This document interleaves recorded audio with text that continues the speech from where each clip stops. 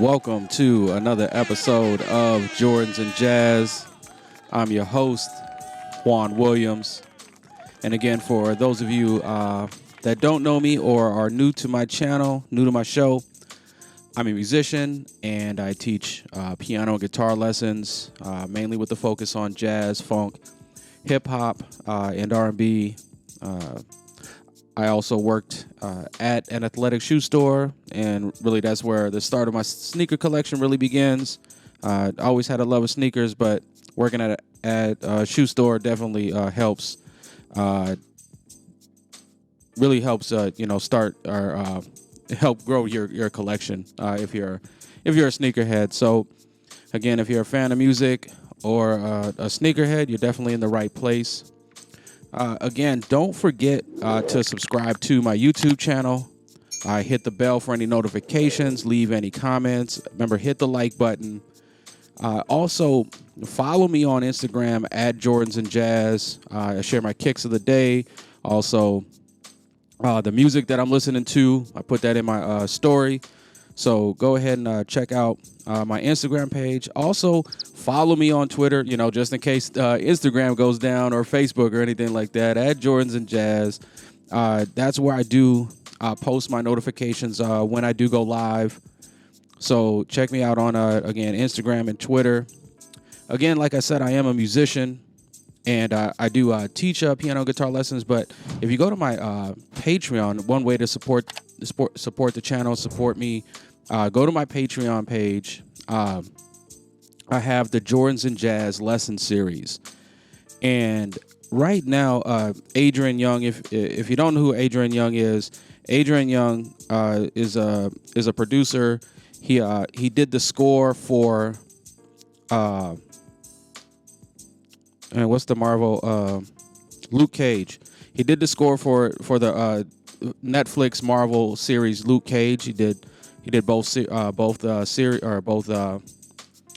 seasons, and he's got a challenge out right now, the Adrian Young challenge. And what that is you pick up an instrument and you practice it for 30 days, 3 hours a day. Okay, so if you're going to be participating in the Adrian Young challenge, I definitely got some tips and tricks in there, with the Jordans and Jazz lesson series to help you with some practice ideas so that you can fill up that 3 hour time span of your practice. Okay, so again, check out go to the Patreon, subscribe, join, and that's a good way to support the channel.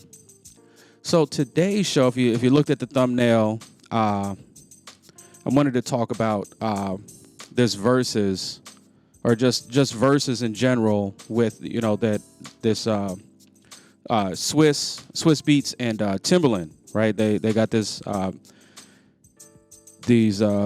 Verzuz series or events, concerts, whatever you want to call it, that they started, especially during the pandemic. And I kind of want to talk about that here. But before I do, I just wanted to share my kicks of the day, just in the back of me right here. The Jordan 1 powder blue. Like I said, just one of my favorite shoes right now. So that's the kicks of the day. So let's get into it with this Verzuz, the Timbaland and Swiss Beats, and the idea of Verzuz. Now, the idea of Verzuz is not a new concept. Actually, I mean, it's been around. I mean, this kind of, back in the 20s and 30s, the 40s. I mean, it just going on. These jazz big bands used to have Battle of the Bands. And so what Swiss Beats and Timbaland did is they just upgraded it with that hip hop touch, hip hop feel. But it's not a new thing, okay? And so one thing that I noticed is that, in an earlier show I talked about sampling versus live instruments. And what Timbaland and Swiss Beats did was they just sampled the idea of the Battle of the Bands essentially, and like I said, they gave it that hip hop touch. So as an example, if you've seen the verses with Dipset and the Locks, that was definitely a classic verses, especially with Jadakiss providing a vintage showcase of what hip hop sounds, looks, feels like, right? And Jadakiss, he was all business during that verses. Like there was no letting up. He was taking it to Dipset, right? But what I noticed is that it was just a sample from the past, of jazz musicians and what they did. So I want you to take a look at this clip, and we can talk about it. So let's take a look at this clip really quick. On May 11th, 1937, Benny Goodman ventured uptown to challenge Webb in what was billed as the music battle of the century. Looks like a versus to me. This is my hour, Webb told his men. Anybody misses notes, don't come back to work. Don't miss a note, you're not coming back to work. That's a lot of pressure. 4,000 fans jammed into the ballroom, and mounted policemen and firemen had to be called to control the crowd of 5,000 more who couldn't get in and refused to go. How many people?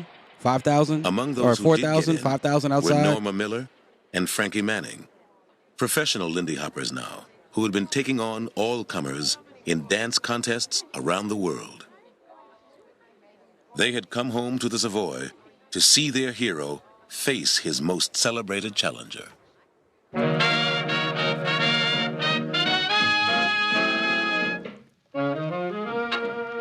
The night that Benny Goodman came to play against Chick Webb, this was an electrical night. This was, with the Harlem was air that's right. of being around the Savoy Ballroom. Here's Benny Goodman, the king of swing, and here's Chick Webb, the king of swing. the king of swing. As far as we're concerned, What I'm hearing is Fat Joe saying today's price is not yesterday's price. Goodman was a giant because they called him the king of swing at that time. And any band that played swing, we would buy their records. So we knew about Benny Goodman. A lot of people may not realize that a lot of the arrangements that Benny Goodman had, Chick Webb had the same arrangements. And when they get on the bandstand, now this is when you can know which band is the best, by listening to them play the same arrangement.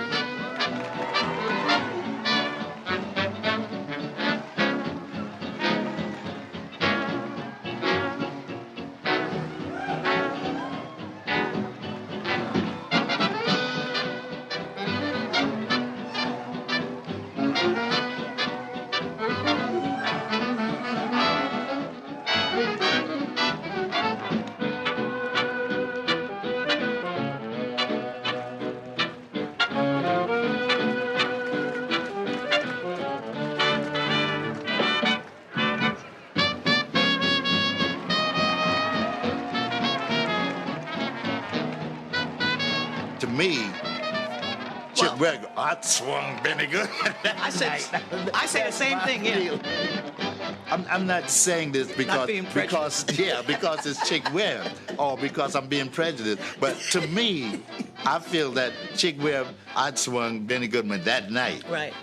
Because I saw guys on Benny Goodman's bandstand when Chick Webb was playing. I seen guys on that. They sat up there and said, they just shook their heads. They got cut that night. You think it's not serious? The Goodman band was look at Gene Krupa sweating through his set, through his suit. Man who had they took it Chick very Webb, he said, seriously. had cut me to ribbons. Cut him to ribbons. Nobody, one of Webb's men remembered, could have taken it away from Chick that night. That sounded like what Jadakiss did to Dipset, maybe a couple months ago or whatever.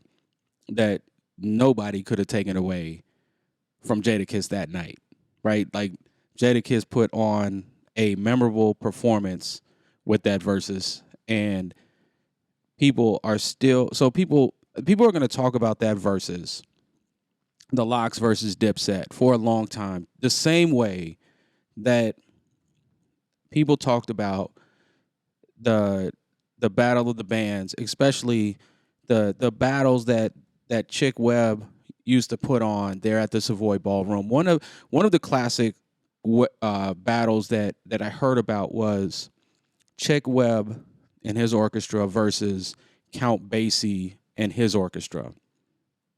And again, if you didn't think it, if you don't think that they took it serious, what did he say? Benny Goodman said, not Benny Goodman, but Chick Webb said, "Hey, if any one of you musicians miss a note, don't come back to work." Now, you got to think about this: the 1920s, 1930s, and that gig at the Savoy is a good gig, so you definitely don't want to mess that up. So, and another thing that that I noticed is that about the Verzuz, right? These musicians, they definitely had respect for each other. They also wanted to let it be known that they were the best, but they had respect for each other. I think the same way that the Lox and Dipset had some respect for each other, but they wanted to, let it be known who was, what's what when it comes to hip hop. And again, so these verses, so this is nothing new, right? What Timbaland and Swiss Beats has come up with is nothing new. I'm glad that we get to see it. I just want people to remember that the spin that Timbaland and Swiss Beats put on it is a hip hop feel, but this is nothing new. So tell me what you think. Again, subscribe to my YouTube channel. Leave any comments down below. Hit the bell for any notifications. Also follow me on Instagram at Jordans and Jazz. I got my kicks of the day. Also, I share some music that I'm listening to. Again, follow me on Twitter at Jordans and Jazz for any insight or when I do go live. I definitely make announcements on Twitter when I'm going live on YouTube. And again, I am live every Tuesday at 8 p.m. So remember, so every Tuesday at 8 p.m. I'm going live. And I think I had a couple issues with my audio. I think my audio is good now. I figured out what was going on. So I think my lives will be a little bit better because I figured out what was going on with my audio. So again, every Tuesday at 8 p.m. I'll be live. Also, support the show. Go to my Patreon. Join. It's $5, okay? $5, support the Patreon. And again, if you're picking up a instrument or, you're just looking for some tips, practice ideas, I got some lessons with the Jordans and Jazz lesson series, so definitely go there. Again, I do want to thank you again for checking out my show. And just remember, keep your kicks fresh and your groove tight. Peace.